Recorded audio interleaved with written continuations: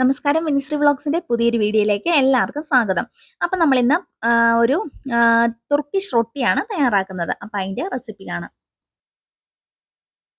അപ്പം അതിനായിട്ട് ഞാനിവിടെ ഒരു ബൗൾ എടുത്തിട്ടുണ്ട്.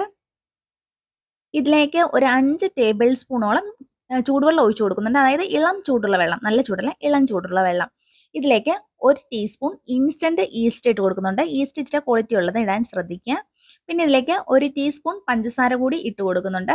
എന്നിട്ട് നന്നായിട്ടൊന്ന് ഇളക്കി നമുക്കൊരു 5-6 മിനിറ്റ് ഒന്ന് അടച്ചു വെക്കാം. ഈസ്റ്റൊക്കെ നന്നായിട്ടൊന്ന് പൊങ്ങി വരാനായിട്ട്. ഇപ്പോൾ ഒരു 5 മിനിറ്റ് കഴിഞ്ഞിട്ടുണ്ട്. നമുക്കൊന്ന് നോക്കാം. അപ്പോൾ ഈസ്റ്റൊക്കെ നന്നായിട്ടൊന്ന് പൊങ്ങി വന്നിട്ടുണ്ട്. ഇതേണ്ടേ ഇതുപോലെ നന്നായിട്ടൊന്ന് പൊങ്ങി വന്നിട്ടുണ്ട്. ഇനി നമുക്ക് ഇതിലേക്ക് ചേർത്ത് കൊടുക്കേണ്ടത് മൈദമാവാണ്. അപ്പം 250 ml കപ്പിലാണ് ഞാൻ 2 കപ്പ് മൈദമാവാണ് ഇതിലേക്ക് ഇട്ട് കൊടുക്കുന്നത്. അപ്പം കൃത്യം 2 കപ്പ് തന്നെയാണ് ഇട്ട് കൊടുക്കുന്നത്. ഇപ്പോൾ 1 കപ്പ് നമ്മൾ ഇട്ട് കൊടുത്തിട്ടുണ്ട്. ഇനി 1 കപ്പ് കൂടി ഇട്ട് കൊടുക്കുന്നുണ്ട്. അപ്പം അളന്നിട്ട് ഇങ്ങനെ വടിച്ച് 2 കപ്പ് മൈദ ഇട്ട് കൊടുത്തു. പിന്നെ ഇതിലേക്ക് ഒരു 1/2 ടീസ്പൂൺ ഉപ്പിട്ട് കൊടുക്കുന്നുണ്ട്. നമ്മുടെ ആവശ്യത്തിന് ഉപ്പ് ചേർത്ത് കൊടുക്കാം.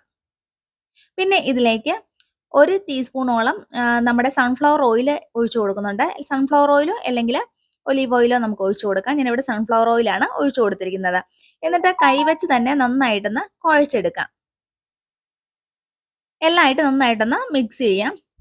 ഇനി നമുക്ക് ആവശ്യമായത് ചെറിയ ചൂടുള്ള, അതായത് ഇളം ചൂടുള്ള തിളപ്പിച്ചാറിയ പാല് ഇതിലേക്ക് കുറേശ്ശെ ഒഴിച്ചു കൊടുക്കാം. ഞാനിവിടെ ഇതിനായിട്ട് നമ്മുടെ 250 ml കപ്പിൽ ഒരു 1/2 കപ്പ് പാലോളമാണ് അളവെടുത്തിരിക്കുന്നത്.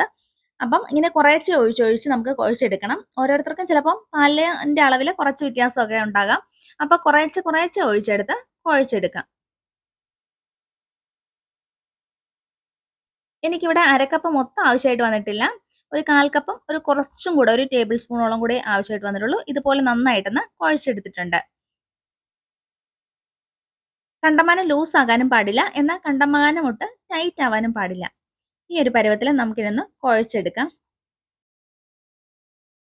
ഇനി നമുക്ക് ഈ മാവൊന്ന് മാറ്റിയിട്ട് ഈ ബൗളിൽ കുറച്ച് ഓയിലൊന്ന് തൂത്ത് കൊടുക്കുന്നുണ്ട്. അതുപോലെ തന്നെ ഇനി മാവ് വെച്ച് കൊടുത്തിട്ട് ഈ മാവിൻ്റെ മുകളിലും കുറച്ച് നമുക്കൊന്ന് എണ്ണ തൂത്ത് കൊടുക്കാം. എന്നിട്ട് ഇതൊന്ന് കവർ ചെയ്ത് വെക്കണം. പ്ലാസ്റ്റിക് റാപ്പർ ഉണ്ടെങ്കിൽ അത് വെച്ചോ, അല്ലെങ്കിൽ ഞാൻ ഇവിടെ ഒരു നനഞ്ഞ തുണിയാണ് ഇതിൻ്റെ മുകളിലൊന്ന് കവർ ചെയ്ത് കൊടുക്കുന്നത്. ഒരു 2 മണിക്കൂർ ഇങ്ങനെ റെസ്റ്റ് ചെയ്യാനായിട്ട് മാറ്റി വെക്കാം.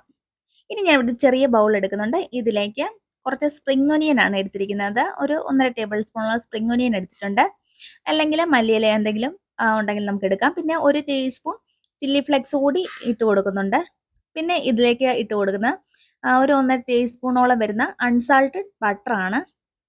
അപ്പോൾ റൂം ടെമ്പറേച്ചറിലുള്ളത് തന്നെ എടുക്കാനായിട്ട് ശ്രദ്ധിക്കണം. എന്നിട്ട് ഇതുമായിട്ടെല്ലാം ഒന്ന് നന്നായിട്ട് മിക്സ് ആക്കി ഒന്ന് മാറ്റി വെക്കാം. ഇപ്പം നമ്മുടെ മാവ് ഒരു 2 മണിക്കൂറായിട്ടുണ്ട്. അപ്പം മാവ് നന്നായിട്ട് പൊങ്ങി വന്നിട്ടുണ്ട്. നല്ല ഡബിളായിട്ട് കിട്ടിയിട്ടുണ്ട്. ഒന്നും കൂടെ ഒന്ന് ചെറുതായിട്ടൊന്ന് കുഴച്ചെടുക്കാം. ഇത് കണ്ട് നന്നായിട്ട് പൊങ്ങി വന്നിട്ടുണ്ട്. നല്ല സോഫ്റ്റ് ആയിട്ടും ഉണ്ട്. ഇനി ഞാൻ ഇതിൽ നിന്ന് ഈ മാവിൻ്റെ കുറച്ച് പോർഷൻ ഒന്ന് കട്ട് ചെയ്തെടുക്കുന്നുണ്ട്. എന്നിട്ട് ഇത് നമ്മുടെ ചപ്പാത്തി പലകയിലേക്ക് ഇട്ട് ഒന്നും കൂടെ ഒന്ന് ഇങ്ങനെ ഒന്ന് റൗണ്ട് ചെയ്തിട്ട് ഇത് ഒന്ന് 3ആയിട്ടൊന്ന് കട്ട് ചെയ്തെടുക്കുന്നുണ്ട്. എന്നിട്ട് ഓരോന്നും ഓരോ ബോളാക്കി നമുക്കെടുത്ത് വേറൊരു പ്ലേറ്റിലേക്ക്, എണ്ണ തൂത്ത പ്ലേറ്റ് ആയിരിക്കണം, എണ്ണ തൂത്ത പ്ലേറ്റിലേക്ക് മാറ്റി വെക്കുന്നുണ്ട്, മാവ് പിടിക്കാതിരിക്കാനായിട്ട്. അപ്പോൾ ഇതുപോലെ ഒന്ന് റൗണ്ട് ആക്കിയിട്ട് നമുക്ക് എല്ലാം ഇങ്ങനെ ഒന്ന് മാറ്റി വെക്കാം. ബാക്കിയുള്ളത് ഇങ്ങനെ കവർ ചെയ്ത് വെക്കാനും ശ്രമിക്കണം. അപ്പോൾ എല്ലാം ഇങ്ങനെ റൗണ്ട് ചെയ്തെടുത്തിട്ടുണ്ട്. അപ്പം ഓരോന്നെടുത്ത് പരത്തുന്നതിന് മുമ്പായിട്ട് ഇത് തുണി കവർ ചെയ്ത് തന്നെ ഇട്ടിരിക്കണം. എന്നിട്ട് ചപ്പാത്തി പലകയിലേക്ക് കുറച്ച് മാവ് തൂക്കി കൊടുക്കുക. എന്നിട്ട് നന്നായിട്ടൊന്ന് പരത്തിയെടുക്കണം. തീരെ കട്ടി കുറയ്ക്കണ്ട. അത്യാവശ്യം ചെറു കട്ടിയോട് കൂടി തന്നെ ഒരു റൗണ്ട് ഷേപ്പിൽ, നമുക്ക് ഇഷ്ടമുള്ള ഷേപ്പിൽ നമുക്ക് ഇതിനൊന്ന് പരത്തിയെടുക്കാം. അപ്പം ഇതുപോലെ ഈ ഒരു കട്ടിയിൽ നന്നായിട്ടൊന്ന് പരത്തിയെടുക്കുക. എന്നിട്ട് ചൂടായ പാനിലേക്ക് ഇട്ട് കൊടുക്കാം. ഫ്ലെയിം ഒരു ലോ ടു മീഡിയം ഫ്ലെയിമിൽ ഇട്ടാൽ മതി. അപ്പം കട്ടിയുള്ളത് കാരണം എല്ലാ ഭാഗവും ഒന്ന് വെന്ത് കിട്ടണമല്ലോ. അപ്പം ഇതുപോലെ നല്ല സോഫ്റ്റ് ആയിട്ടാണ് നന്നായിട്ട് പൊങ്ങി ഇങ്ങനെ നമുക്ക് കിട്ടും. അപ്പം ഇതുപോലെ ഒന്ന് മൊരിഞ്ഞൊക്കെ ആയി കഴിയുമ്പോൾ നമുക്ക് ഇത് പാനിൽ നിന്നെടുത്ത് മാറ്റാവുന്നതാണ്. വേറൊരു പ്ലേറ്റിലേക്ക് മാറ്റിയിട്ടുണ്ട്. പിന്നെ നമ്മൾ നേരത്തെ തയ്യാറാക്കി വെച്ച മിക്സ് ഇതിൻ്റെ മുകളിലേക്ക് നമ്മളൊന്ന് തേച്ച് കൊടുക്കുന്നുണ്ട്. എന്നിട്ട് അടച്ച പാത്രത്തിൽ അല്ലെങ്കിൽ ഒരു കോട്ടൺ തുണിയിട്ട് കവർ ചെയ്ത് വെച്ചാൽ ഒന്നും കൂടി നല്ലൊരു സോഫ്റ്റ് ആയിട്ട് കിട്ടും. അപ്പം ഇത്രയേ ഉള്ളൂ നമ്മുടെ റെസിപ്പി.